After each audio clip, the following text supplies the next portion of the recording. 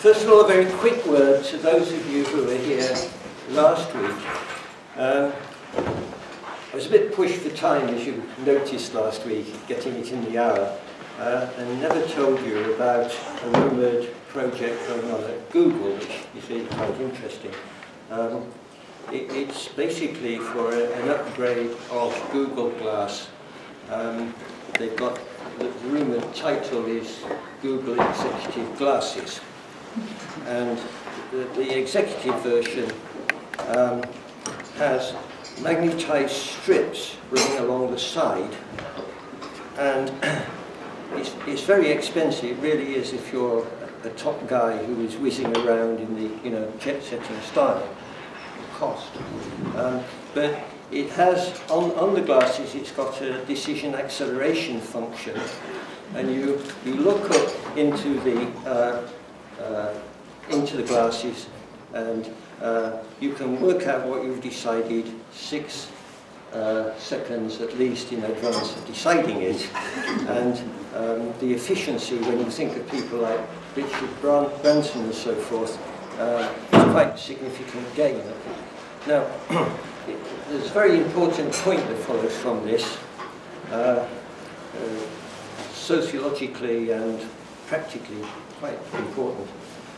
Never believe what your speakers are telling you without checking out what they've said.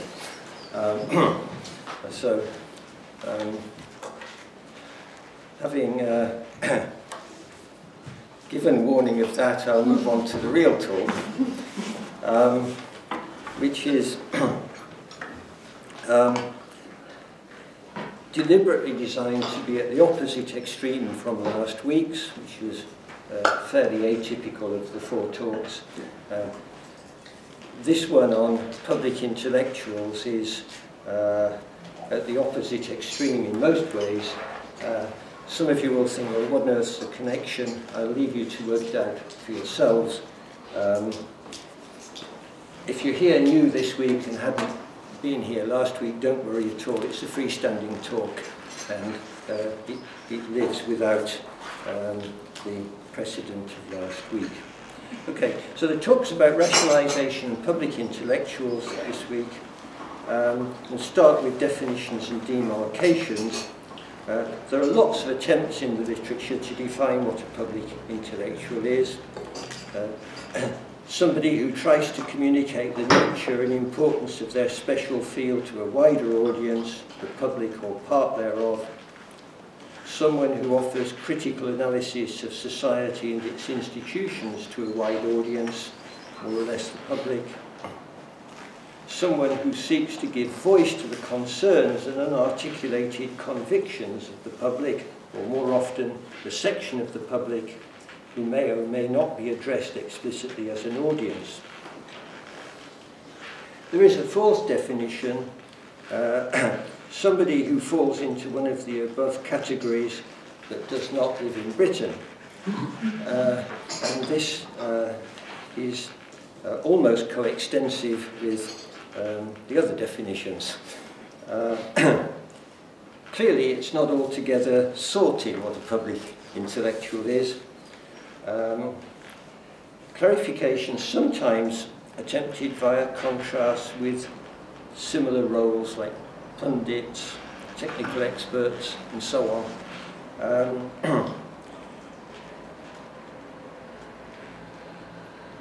With regard to technical experts, public intellectuals are not mere popularisers of their primary technical expertise, it's said. They've got to offer a wider vision of its relevance or link it clearly to public concerns. So we can have fun asking, is Richard Dawkins a public intellectual? Is the Pope a public intellectual, or could he be? And there are obvious stylistic contrasts between public intellectuals and, as informally, intuitively recognised, and technical experts. The former speak typically in authoritative voices, confidently, polemically. They always know what's what. They tend to be more concerned with grand generalizations than matters of detail or of evidence. The latter know enough to know that they never know enough, and tend to caution and a reluctance to generalize. Even so, attempts to clarify by contrast create anomalies, hit disagreements, and don't really sort the issue out. So probably better than either of these strategies is to seek exemplars of public intellectuals. Because there are a few individuals who just about everyone seems to agree are public intellectuals. And one such is Jürgen Habermas, of whom we may say, with nobody demurring, public intellectuals are people like him. So I'm going to talk about him. And you probably know more about Habermas than I do, many of you, but just briefly, he's been around a long time. He was initially associated with the critical theorists of the Frankfurt School, subsequently enjoyed a long career as a philosopher and sociologist, whilst also retaining a strong interest in practical and political issues, where in Germany he has been highly influential. His early work includes books on the public sphere, which is a nice symbol of his interest in human communication, to which he's drawn a lot of attention and played an important role in analysing and reflecting on it. His second book, early book, is of symbolic importance, entitled Toward a Rational Society, symbolises his interest in rationality, both instrumental rationality, which it is rare indeed for him to praise, and all of the sorts of rationality for which he is an enthusiast.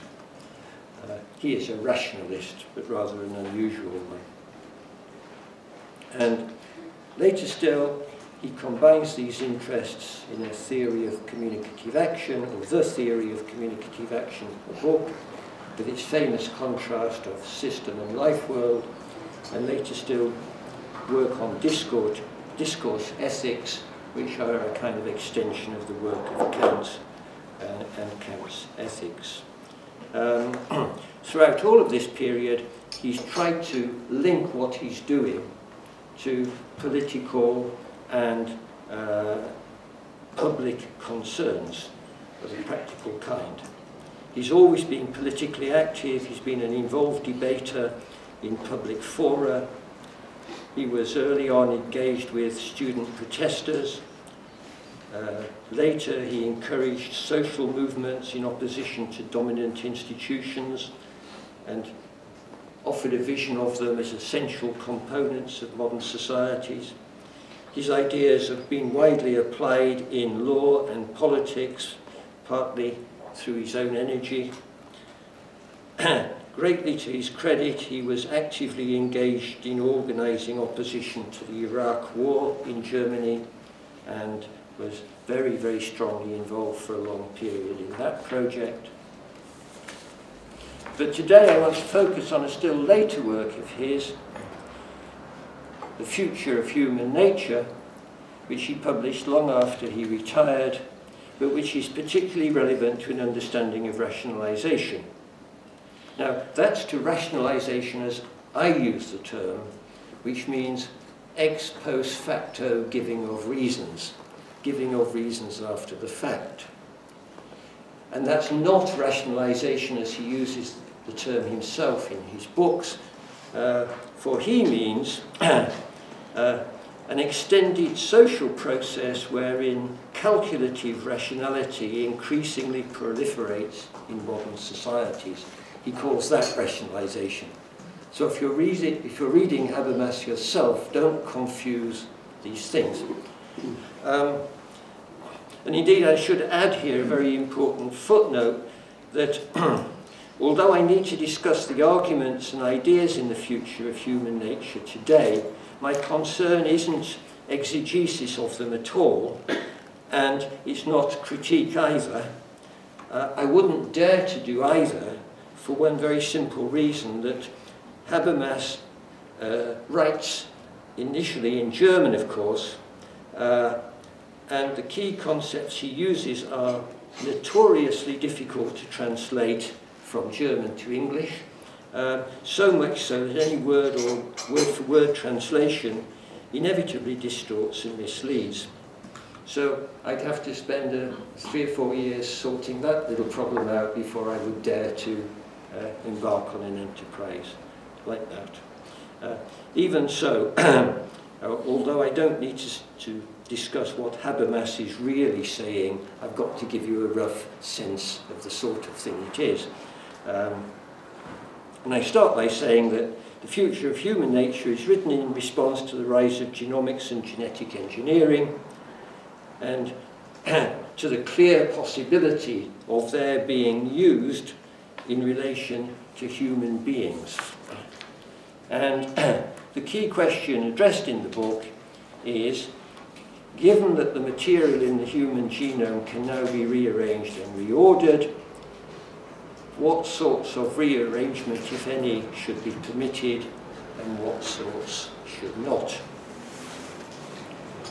In practice, the discussion largely focuses on manipulation of genomes, human genomes, before the birth of the individual, when they reside, as it were, at an earlier stage of the life cycle, and particularly when they reside in the fertilized egg or zygote.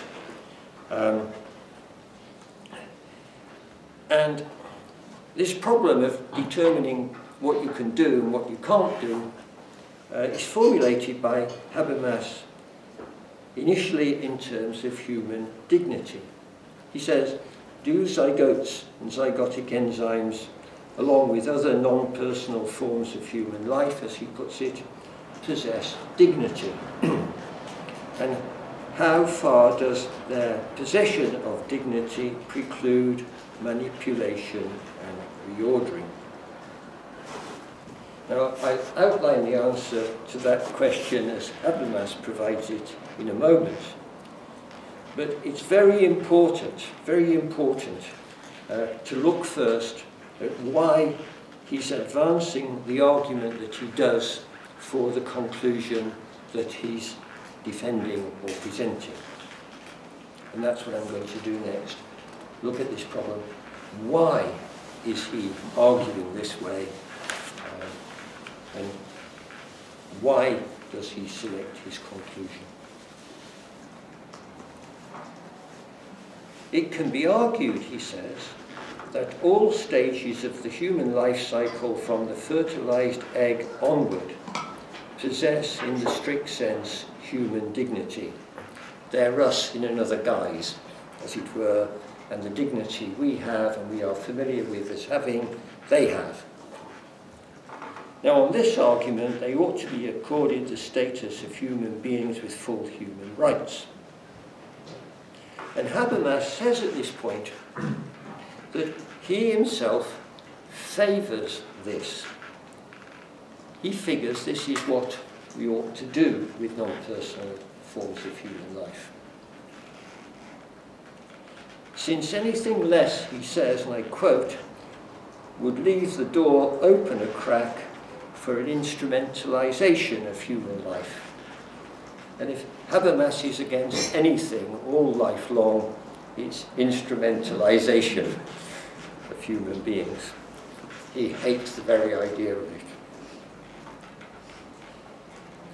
And he clearly implies that given the provocations, as he puts it, of genetic engineering and the appalling prospect of the emergence of an untrammeled genetic marketplace, he personally would support legislation to protect the zygote, that's the fertilized cell, and its genomes, and prevent their being treated instrumentally in any way at all. He explicitly says that. Even so, Habermas doesn't make this argument. it isn't what he argues in the book where he says this very thing. He argues instead that non-personal manifestations of the human, like the fertilized human egg cell, should be recognized as possessing not human dignity, but a lesser dignity that he calls the dignity of human life. And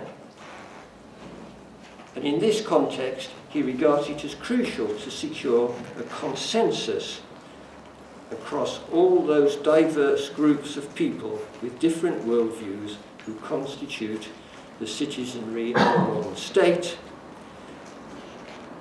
And the point he wants to make is, if he argues the fundamental position, no messing, ban all interference with cells, zygotes and fetuses, he wouldn't get a universal consensus. There'd be too much work to do.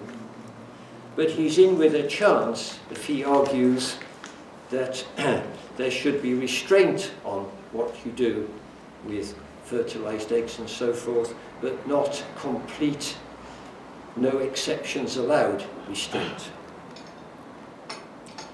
So he'd like to argue that human genomes in eggs and fetuses are imbued with human dignity in the full sense and prohibit all messing. But he actually argues that these genomes are imbued with a lesser dignity, and this justifies some prohibitions, but not others. And he does this because he thinks he's in with a better chance of securing a consensus. And I don't know if you've ever read Habermas on consensus formation, any of you, but it's a very important objective of his as a public intellectual. So he's choosing between arguments that might be made and conclusions he might try and justify, and picking one of them explicitly on the grounds that that's the one that gives better chance of consensus. And from this starting point, the conclusion that's got the best chance, he reverse engineers his argument. He works backwards. In other words, he's clearly acknowledging that the argument is a rationalization of the conclusion.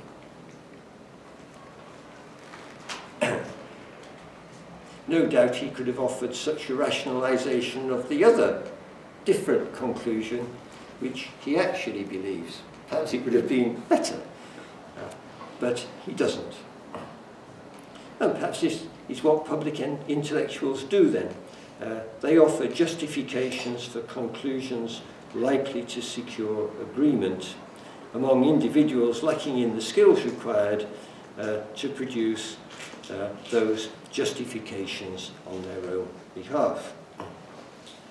But this does go against an awful lot of what Habermas, or appears to go against an awful lot of what Habermas says about communication as rational communication, and how the emancipatory potential of human communication exists insofar as it is rational. But never mind. So having chosen his conclusion, Habermas can go on to construct an argument that leads to it. Now, in 5 on the handout, I just set out its form for your convenience. The starting point is the genome of an individual, now accessible to manipulation, and the fact that it carries a program that determines the individual's major characteristics. That's where he's starting. Next step, he concludes that all changes to the program laid down in the human genome, all changes, even those designed to enhance an individual's powers and capacities, are indeed unethical and should be prohibited. However, that sounds fairly uncompromising, but it's not, because step 2 is then to say the manipulation of genomes is nonetheless acceptable, and not to change them from that program to some other, but in order to repair them and restore the program to its normal condition. So, if you can fix up the genome of an individual so it's how it ought to be, go ahead. But if you want to change how it ought to be, the program it would normally carry, no. Now, with regard to the first step, Habermas produces some strange arguments which I'm tempted to pass over on grounds of time. The reason being that the first step, it's impossible to say much about the role of the arguments anyway, because everybody tends to agree with the first step. Basically, arguing for the first step, he's arguing in practical everyday terms at the time Habermas wrote against designer babies. And there is no constituency strong at the time, and isn't now, for designer babies.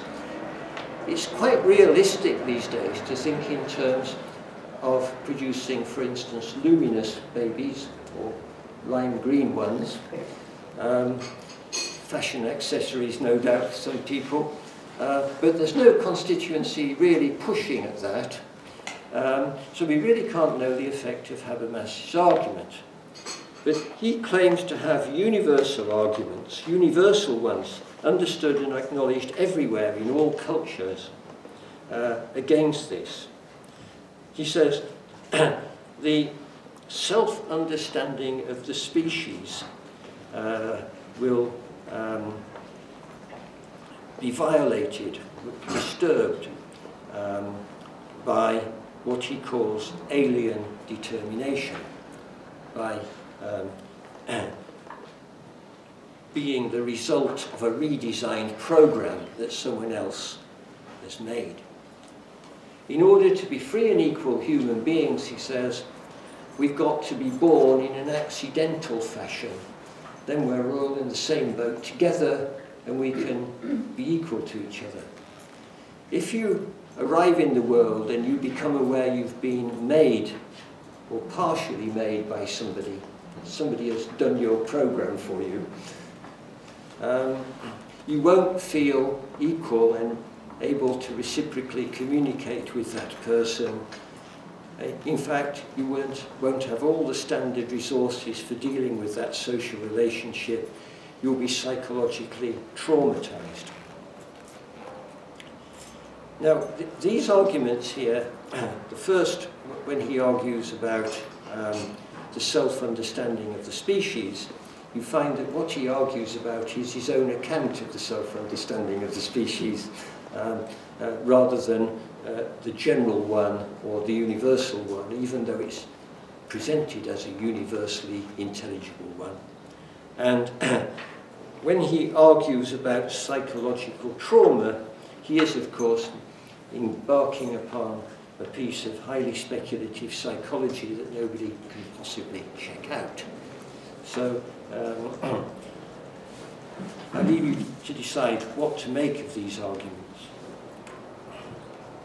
Perhaps they're a symbolic way in which he could lend his undoubted authority to voices calling for legal measures against such things as luminous babies. But it's impossible to know how people would respond to these arguments, what effects they've had.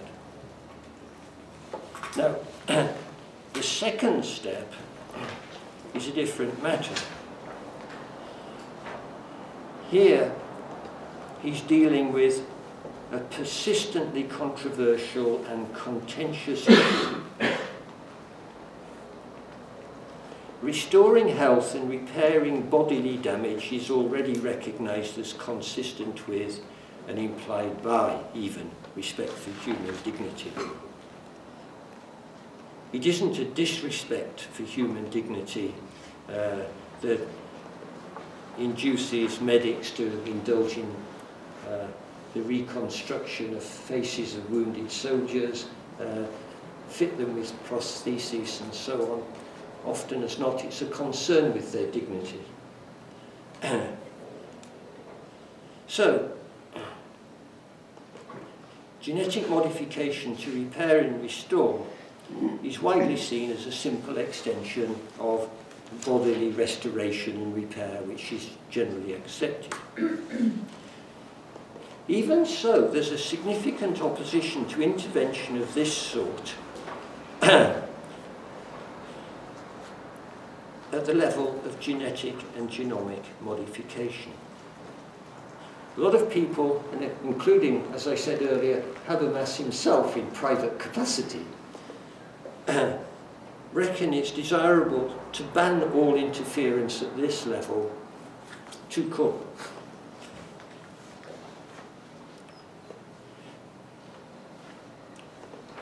Nevertheless, he argues against it and for repair and restoration of genomes to be permitted. And here he's arguing against a significant body of opinion.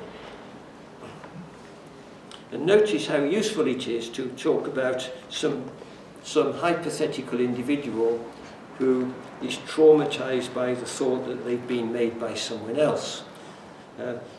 Presumably this individual isn't going to be traumatized by the thought they've been repaired by someone else. We all get running repairs through our lives and prostheses. I've been repaired on various occasions. It's quite a familiar idea. Indeed, the strength of the case for intervention to repair genetic and genomic defects might seem overwhelming. So what on earth are people opposing it for?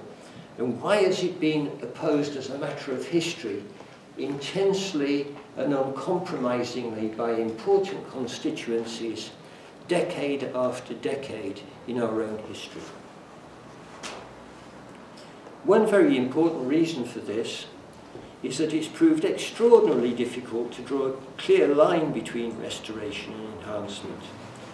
If we are to allow restoration and legislate, people will drive a coach and horses through any legislation we produce and do whatever they fancy with genomes under the pretext of repairing them or restoring them. Because we've no knowledge, or we didn't when Habermas wrote, we have no knowledge permitting us to work out what's normal and natural at the genetic level, and therefore what it is we've got to restore a genome to. If you haven't got a model for what the normal condition is of something, how can you repair it? How do you know you're not enhancing its functions or improving it? You have to have this normative understanding of its normal, natural condition. Now, of course, Habermas was very well aware of this history, inevitably. It flows through all the eugenic debates in our societies in Europe for a century or so. But Habermas will surely have believed that that was no longer a problem for him, because Habermas is a genomic essentialist, and he thinks genomics has at long last given us the solution to the problem of what's normal natural.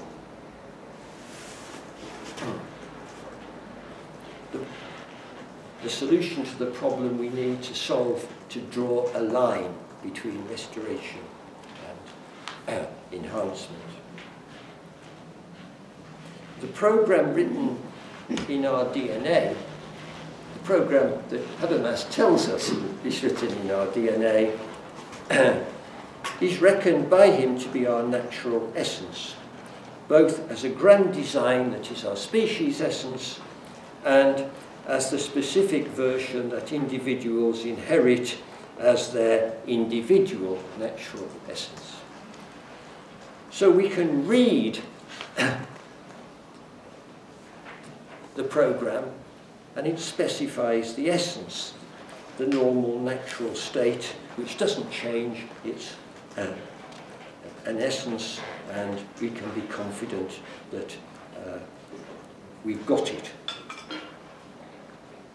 Now, just to say quickly, this is a huge mistake on Habermas' part, but it's an innocent one. He's read the popular science, and this is what the popular science tells you, and if scientists are propagating it, should we blame Habermas for swallowing it? It's designed for non-specialist consumption. Once one attends to the technicalities, all the old problems of drawing a line reappear. Indeed, in truth, they reappear in an intensified form, if anything. So, we can see why Habermas might be confident in arguing for repair and restoration, and thinking of it as only a slight concession from his favoured position of no messing. But I'll pass over the technicalities. This isn't to talk about the technical problems of genomics, or indeed about the technical issues of the philosophy of Habermas. I've run through some of his arguments for a purpose. What we find in this book, this is a very short book indeed. The main part of it is only about 80 pages long. And he runs through loads of arguments, but they all end at the same conclusion. He's like set in stone the conclusion: repair, yes; enhancement, no. Fixed. The arguments, in contrast, are very highly fungible, as an economist might put it, very highly. And that's what I want to have offered a sense of. So,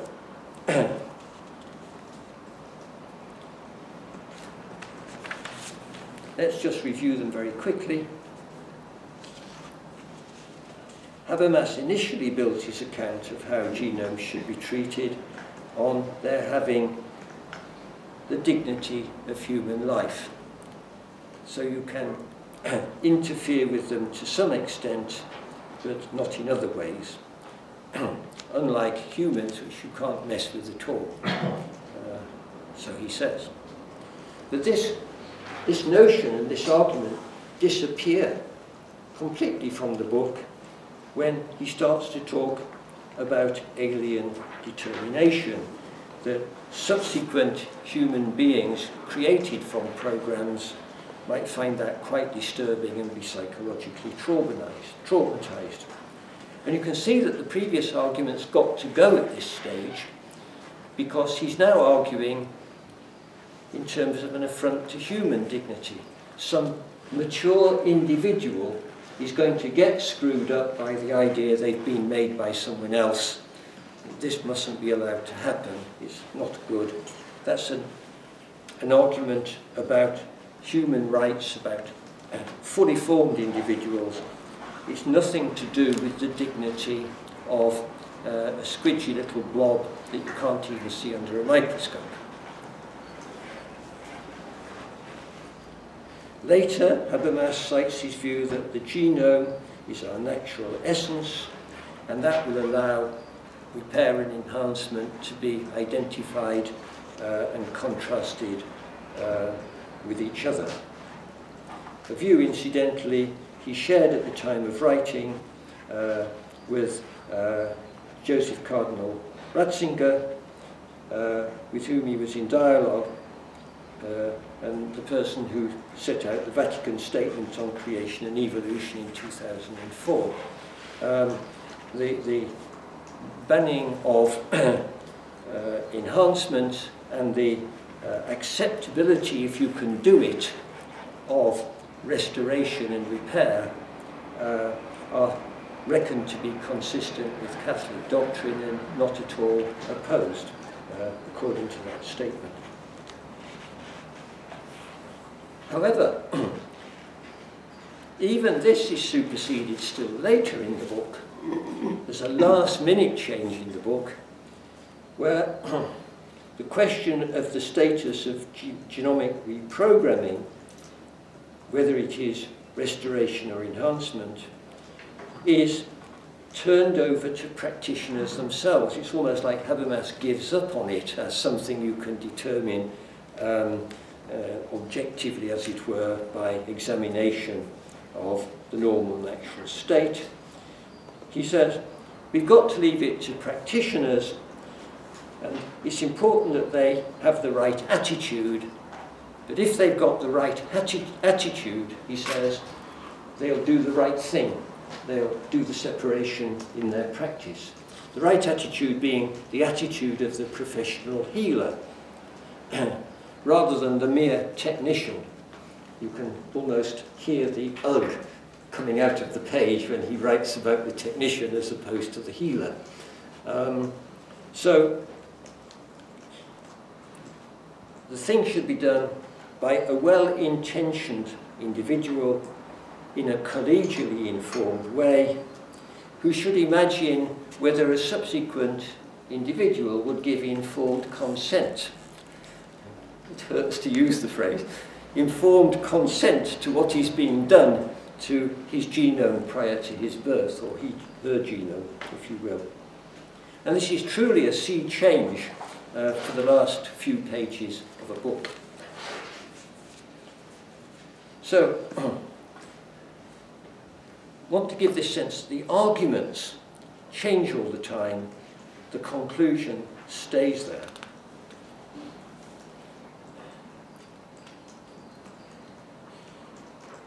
So what's Habermas doing? What should we think of the purpose of this book? I think the purpose, the primary purpose, has got to be seen as the securing of a consensus. That's why he chooses the conclusion he's going to argue for in the first place. And it's clear that the particular arguments are optional and disposable in a sense. If one won't do, another one will, is the approach. It's a rationalization process. He wants to rationalize a conclusion that he's selected with a mind to consensus formation. But what's the consensus he's trying to achieve? What is it? Now, Habermas has often written about the achievement of an ideal universal consensus through mutual communication between rational people. It's a kind of utopian consensus, as it were, that you can't hope to bring about in actuality. Now, what he actually is going after in this book seems not to be this at all. It seems to be a much more specific consensus. The book repeatedly refers to a clash between the spokespersons of institutionalized science and those of the churches, engendered by the advent of genetic engineering. And again in the book it's clear that the two constituencies he wants to get to agree with him, if he can, are the churches and the sciences. He wants a reconciliation, in some sense, of institutionalized sciences and the churches. That's the end to which the arguments are designed to lead, the end from which their reverse engineering begins. Indeed, it's the primary end of the author and of the book itself. Now, Habermas is widely recognized and honored in all modern societies as among the world's leading public intellectuals. And his interventions are famous in many practical contexts. But the way he's intervened in political debates has tended to become less radical than it was in the time of his best known work. He is known as a champion of a kind of gentled Marxism, fighting for outsider groups against power. In The Future of Human Nature, Habermas speaks to power and seeks a consensus between two of the great established institutions that dispense power. It is the spokespersons of science and the churches that have set the context for his rationalising arguments.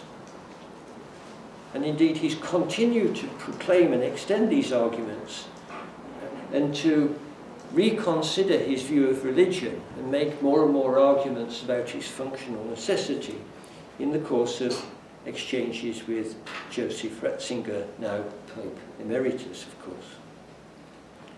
As to ordinary members of the public, in The Future of Human Nature, they figure neither as an implied audience nor a topic of the text.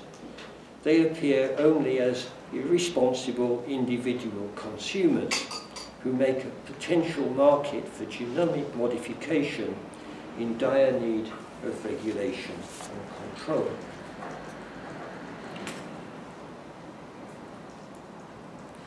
Now, it might very well be that some of Habermas' erstwhile followers will welcome the thought that the arguments in The Future of Human Nature are explicitly acknowledged to have an ex post facto character. Even so, if we're tempted to dismiss such arguments, we should be careful and not hurry.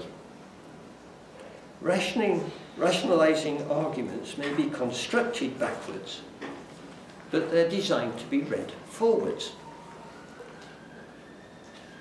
They're arguments just like any other. We might be especially suspicious of them if it's revealed that they're rationalisations, which is why most public intellectuals rarely draw attention to this feature of them. But this is suspicion of the author leading us to look more closely at the arguments themselves. We smell a rat, as it were. In The Future of Human Nature, there's no rat to smell.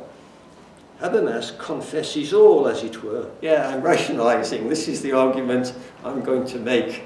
And how am I going to do it? I'll now work that out. All is above board. So perhaps we shouldn't be especially suspicious of his arguments. Well, we should be very suspicious, of course, because we should be very suspicious of all arguments. But not extremely suspicious, just very suspicious. And we should at the same time look at how the arguments function in context and whether there might be something to be said on their behalf. If not individually, then collectively.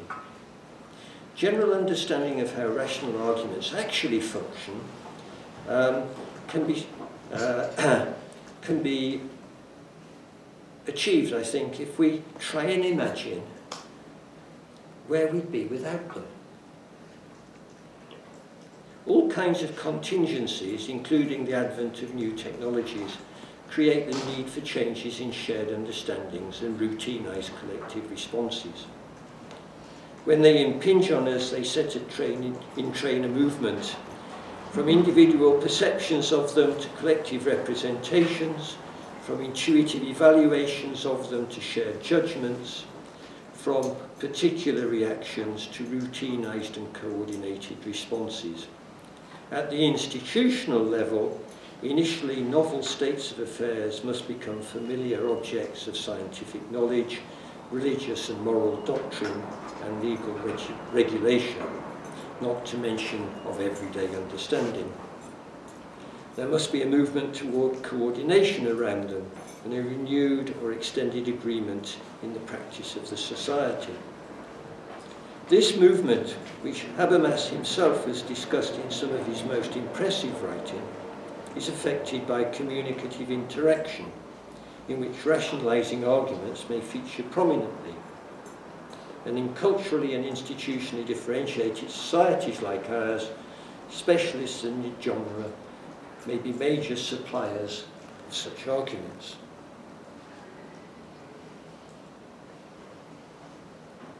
Unfortunately, there's not a great literature on the evaluation of rationalisation. But we have a strong intuitive sense that some rationalisations might have more merits than others.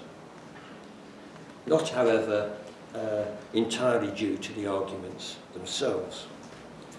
This sense can derive from the function the arguments fulfill,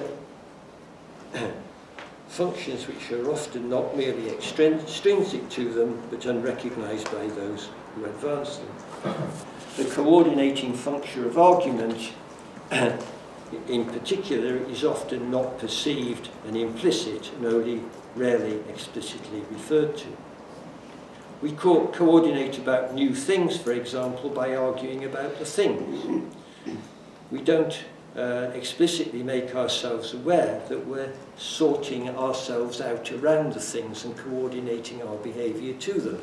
We think we're arguing about them. We confuse status arguments about ourselves with state arguments about the objects we're talking about.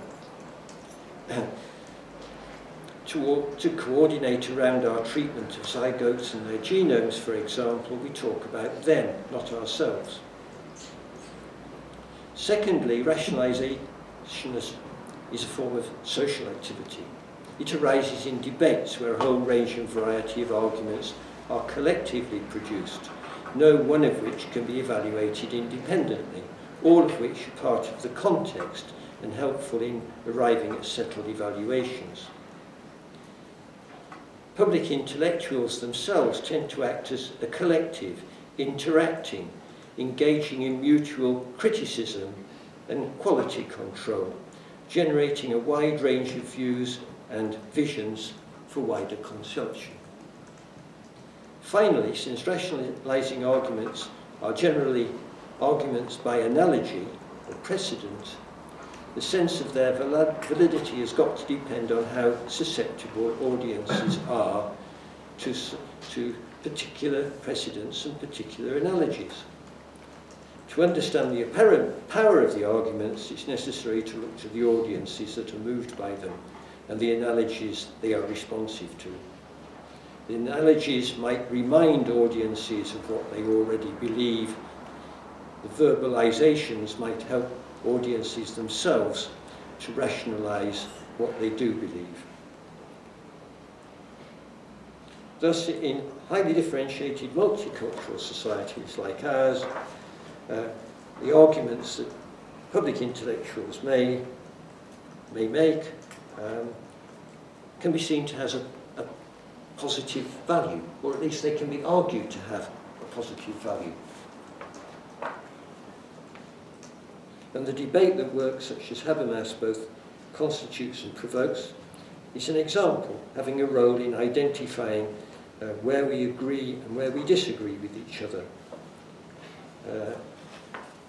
and enabling us to coordinate. Incidentally, do not underestimating the role of the mutual identification of disagreement. It's actually part of the business to coordinate in one society. The great organising principle of our societies is where you agree, act together happily enough in the public realm. Where you disagree, take your disagreement to the private realm. The private being, of course, the familial or the local neighbourhood. It's not an individual notion, the private realm. It's the familial. Keep it out of public fora, and then there will be peace. It's the great formula by which we achieve peace, when we do achieve it in modern societies. Keep your disagreements out of public fora. So then, if we consider them collectively and functionally, there's a strong case for saying that we need public intellectuals and their rationalising arguments, even if individually the quality of their output is moot. So perhaps we should indeed lament their absence in Britain, or perhaps I should say the shortage in Britain. Here again, for one last time, however, we've got to be careful. Consider how in Britain sick people visit the doctor to procure antibiotics and express their gratitude without reflecting that the doctor actually functions to restrict access to antibiotics, not to facilitate it. The doctor's a professional monopolist of valued goods.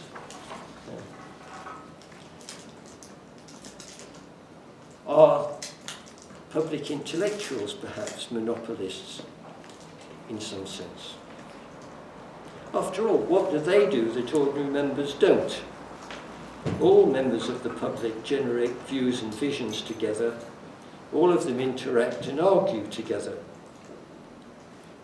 But there are groups in several societies that monopolise key sites of debate and argument and dominate the institutions wherein they are located, to the possible detriment of the public and the impoverishment of its own communicative interaction.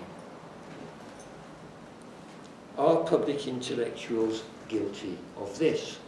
It's interesting to look at the institutional systems and societies wherein they thrive and those where they don't.